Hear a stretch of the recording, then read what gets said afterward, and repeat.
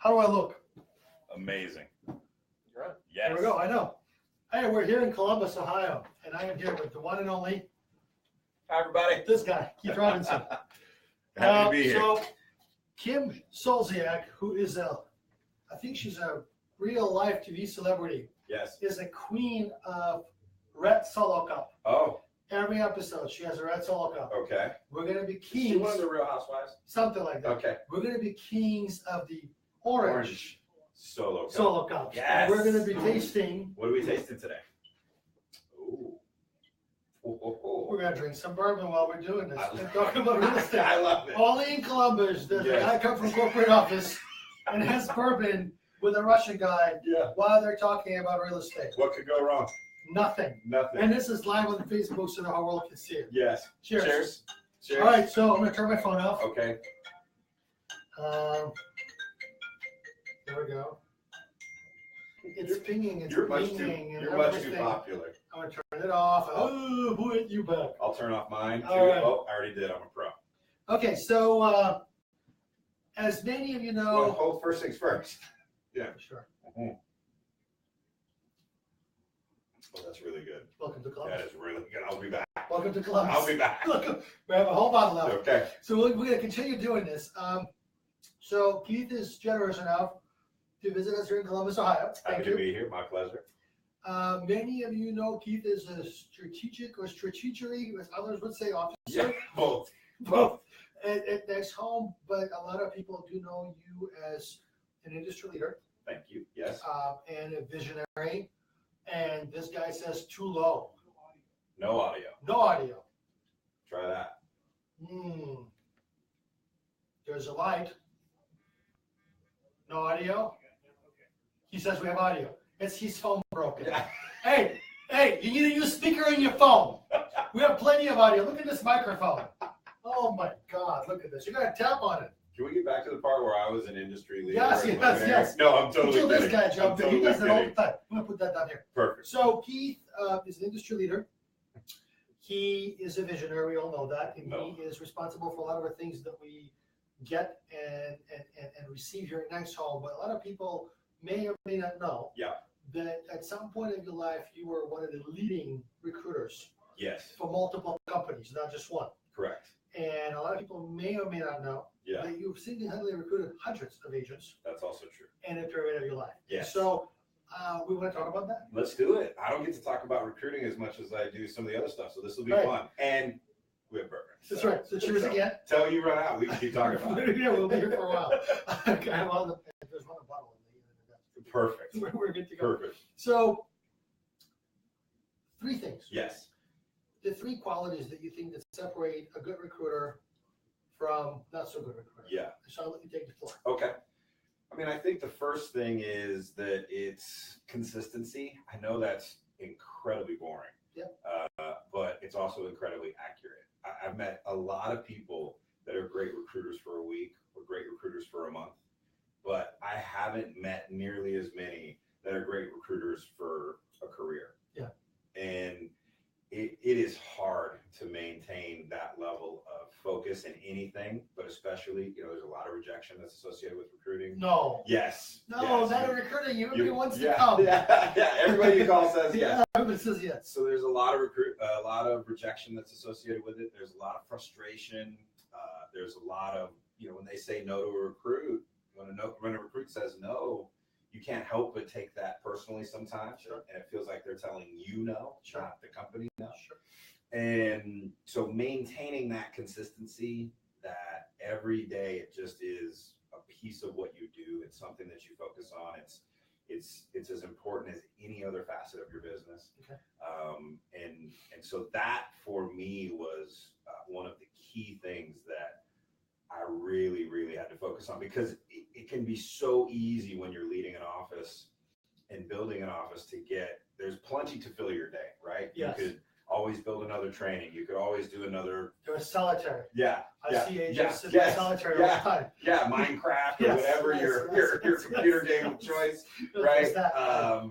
Hey, but even you could fill your day with what could feel productive. Sure. Right? Sure. I'm building a training. I'm designing my sales meeting. Sure. I'm going on broker tour, so I know the inventory, whatever, right? Sure. It's easy to fill your day with productive things, Sure. but nothing's more productive than recruiting to grow the profitability of your office. Mr. Question. So Yeah. with that in mind, being that number one, Yeah, consistency. Yeah. is there a specific program you've used in the past? Or? You know, I've tried everything. Okay. Um, That's honest answer. yeah, I've That's tried honest answer. everything. For me, what worked the best was finding a peer that would hold me accountable, and not like I hired coaches and I've tried that in the past and it helped me get Sure. refocused. But it would be just like I would reach out to you and be like, all right, buddy, look, I need Right. you to check with me every day at Sure. 2 p.m. and I just need you to ask me, have I done my recruiting activities for the day? And if I haven't, be my buddy, love me enough to, challenge me when I need to be challenged, hug me when I need to be hugged, Sure. give me the out when you feel like I need the out. Because here's the real truth: you can skip a day of recruiting, you can.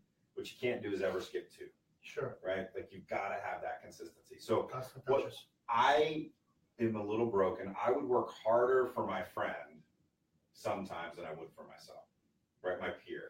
I actually feel the same Yeah. way. So if I knew I was letting you down, Right.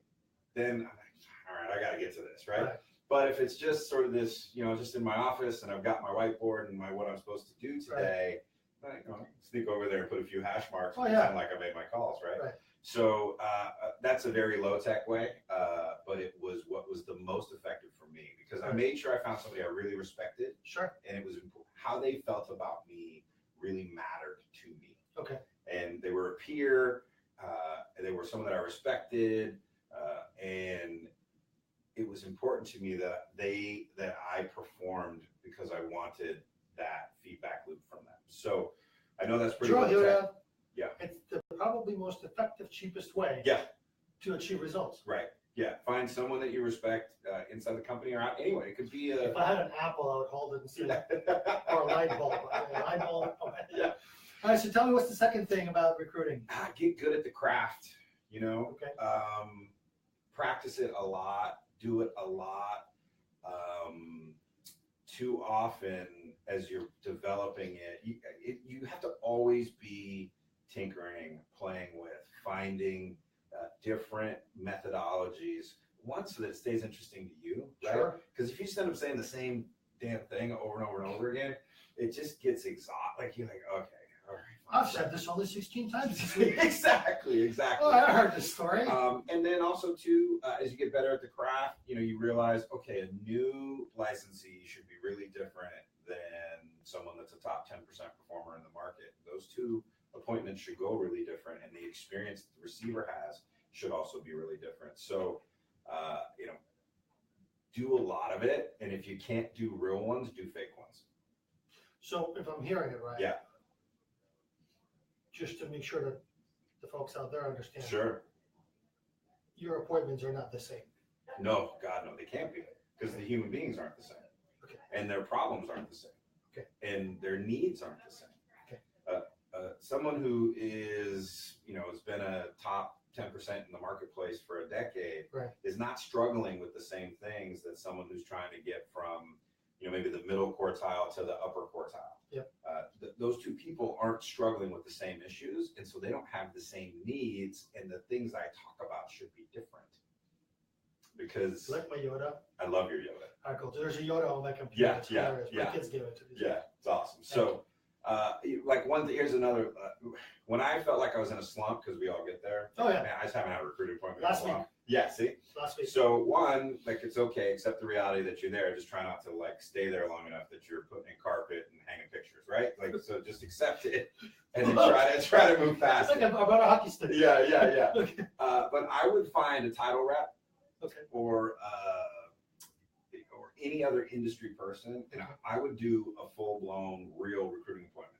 Not because I expected a title rep to leave title and join real estate, Sure. but those people, I don't know why I put up the number one and said A. Number one, they know people in the industry, so Very they're true. a great referral source. Very Two, true. you'd be surprised at what you think they know everything about your business and what your value prop is and what you're really bringing to the table, but the truth is they don't often. True. Right? Not like they will at the end of you walking them through a recruiting appointment like you would with a core agent. And it's a safe way to get to practice your craft. So once a week, at least once a month, I would always book some sort of service provider or vendor, everything from a home inspector. I didn't care because I just wanted to do a lot of it, because if I did a lot of it, I'd get good at it. And the more people that knew my story about what I was building, the better off my company was in the city that I was trying to develop. You know, it's interesting you say that, because when we opened our doors, Yep. there was always someone sitting at that table outside, Mhm. and they were not all realtors. Right. And they would always talk to me and say, "Who's that? Who's Yeah. that?" I say, "It doesn't matter. Doesn't I will matter. talk to the janitor in our building, so they know what the orange dog Exactly. Yeah, you gotta tell the story. I mean, Right. especially when you're launching like you were. is." Right. And congratulations on your amazing growth, by the way. We're not there yet. Yeah, but you're on your way. Okay, try. But especially when you're launching or relaunching or trying to get a little bit more oomph, and the more people that know the story, the better. Because And I the more like they're gonna talking talk to about it. people that are just, because think about this. This is really cool. A typical title rep. Yeah. Title reps out there, forgive me for saying this. Cheers to you. Cheers to you. You have a hard job. You got to convince a realtor, nevertheless, to give you business. Good luck with that. Yeah. But if you're a title rep, think about this. How often does a company owner, Mhm. recruiter, Yeah. manager, Yeah. reaches out to one of those people and says, "Hey, why don't you come over and talk to me? I'll tell you all about my company." Rarely happens. It's Rarely awesome. happens. Yeah. And so, A, you're touching somebody new that Yeah. doesn't know about what you do. B, they feel appreciated, perhaps, or Yeah. something. They're like, "Hey, this guy's going to call me, or this lady's going to call me, give me her time." Yeah. And C, they would leave that office and say, "This never happened. I'm going to tell others." Yeah. No, and they become your advocate, because look, Right. in this industry, I don't want this to be a newsflash to anybody, but sometimes, every once in a while, people gossip. I don't know. Crazy, Real right? estate? Yeah, just every once in a while. And so when they You all know, do this for a reason. yeah. Okay. So when they know what you are and who you are and Right. what you're good at and what your value prop is, then they can be that another advocate for that out in the True. marketplace. So that when someone says, "Oh yeah, I heard they're blah blah blah," they're like, "Well, that's not actually true. Very true. They have this or they have that." I met with Keith, and he told me it could be the opposite story. Yeah, that's interesting that you think that, because I met with Vadim and Right. he told me that I met with him and he didn't say any of that. Right. Yeah. He So seemed like an okay guy, big ears, Yeah. big nose, but yeah. he did not look like an alien. So He does speak English. yeah, consistency, get good at your craft, and then practice on service providers, because they'll always meet with you. They will. So always what's number meet. 3? Yeah, number 3. Number Cheers 3. to that. Cheers to Cheers 3. to number 3. Cheers to 3. We're getting to the end. Everybody's like, "I'm going to need a drink after these Yeah, three yeah, guys." yeah. I mean, I had a different one, but I think I'm going to switch it. Number 3 to me is being really, really, really transparent. I think, and that word gets tossed around a lot. Yeah. So let me provide some context to that for everybody. Okay. I would even say truthful. Sure. Right? I think, again, this isn't a political podcast or Facebook. There's no hashtags. Yeah, there's no hashtags here. No hashtags. But I think we're in a pretty chaotic time. I think that's safe to say. Oh, And yes. what I've experienced is the more that you can anchor into truth and communicate that with other people, the more it resonates. So if you're just launching and you don't have a physical space yet, don't try to dance around that fact. Just lay it out and say, yeah, we don't have one today, but here's the plan to go get one. Just be truthful, right? If you're a big office and you're trying to figure out how to get to become a bigger office, be truthful about that. Whatever your strengths are, own those, stand proudly on them, but be okay with whatever your weaknesses are too, and articulate that. Because it's kind of like, this may be a little clunky analogy, but if I see a Yelp review and all it is 5 stars, I kind of feel like there's something missing. So when I see a Yelp review and I see a couple of 3s and 1 and then a whole lot of 5s, I'm in, right? I actually trust it more, Right. right? So be okay with what you are, right? The world doesn't need just another real estate franchisee. It doesn't, right? So what are you bringing into your marketplace? And what do you really, how are you really going to provide value for people? And then also be really honest with yourself about some of the areas that you aren't going to be good at or aren't maybe going to service yet. Totally okay. And I found that when I communicate with real openness and a real curiosity for the truth, a question to get to the truth. Sure. that it works way better than trying to, convince someone to come work with me or induce someone to come work with me. I'd rather just have a really, really honest, elegant conversation, preferably over a little bourbon. And we're doing it here. Let's self-discover if we really feel like we should work together. Sure. Of course, I have a preference. I'm recruiting you, right? Right. So I have a preference. Right. But the more I can be really honest with myself and we can be really honest with each other, that's how you get those people that stay forever, and you develop those incredibly strong bonds, and you get the culture where it's supportive and it's exactly in the image of what you want. And when my offices were out of alignment with what I wanted, it was because I reached on a recruit or I didn't tell the truth about exactly where we weren't, maybe some of our weaknesses as a company or as an office. So I know that's maybe a little Northern California, bean sprouts and patchouli oil, but I think it applies to this time. I think telling the truth and really being comfortable with piercing that veil, I think, is really important. I think it resonates today because it's just confusing and complicated out there, and so the more you can pierce through that, I think the better off your company will be. There's a lot of that. Yeah. People always say, you need to find out what motivates them. Yeah. I don't think anybody, forgive me again if I'm wrong or I'm stepping on anybody's toes, I don't think anybody really gets in sales, because we are in sales. Yeah, the real estate agents are in sales, and the brokerage business is here to service the client, and the buyer or seller, or the title people are here in sales. Nobody's in sales. Nobody gets in sales job to be motivated. I mean, you have to have some sort of a goal. Yeah. When you get in a sales job. Yeah. To get from A to Z. Yeah. Some people become, very, very involved in, supporting your cause they're getting behind. Sure. Or being, supportive of some sort of, venue or something to get behind. Yeah. But they never get in the sales job to be that. That's kind of a byproduct. Right. So I think it's very honest on your part to ask a recruit, hey, yeah, what motivates you? And they say, well, money doesn't motivate me. Right. I mean, I had to put this out there. Money does motivate people. Sometimes. Let's be real. There's nothing wrong with that. Right. I mean, so nobody gets in sales jobs not to be. Right. And so I don't think it's our job to sit here and motivate people necessarily to wake up in the morning. Sure. To get their clothes on. Right.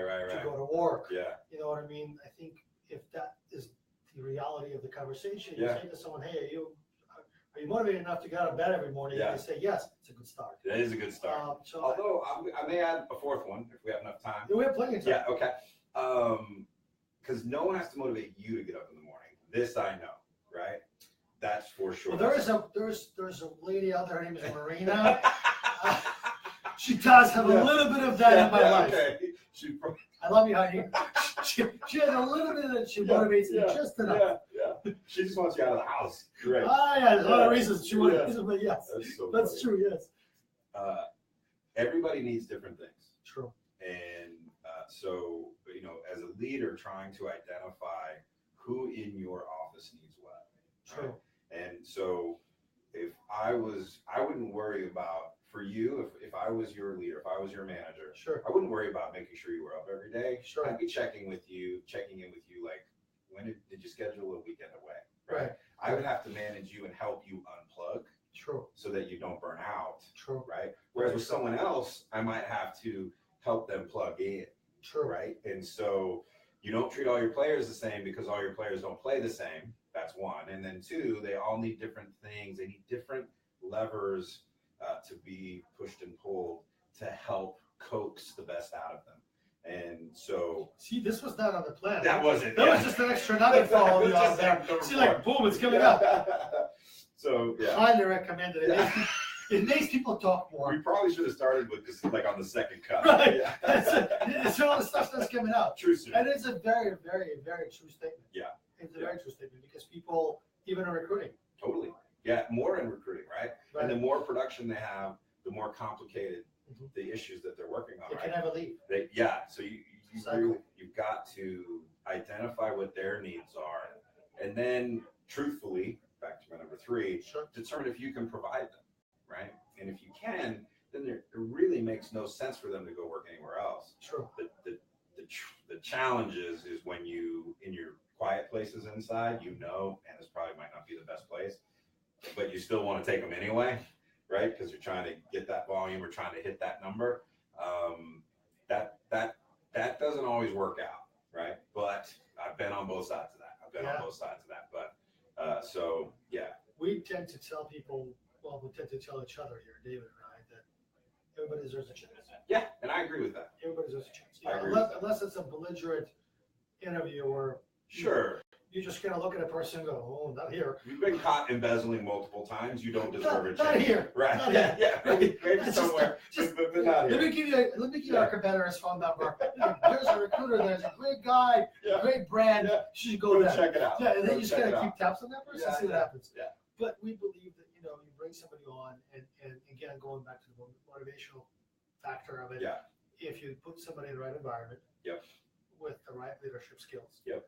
With the right tools, with a positive attitude, with a positive environment, and people that work in a place where want to lift each other up. Right. You hope, as an owner, recruiter, or manager, that they get to the point B of their career where they're like, hey, I was just in the wrong place. Yeah. Right.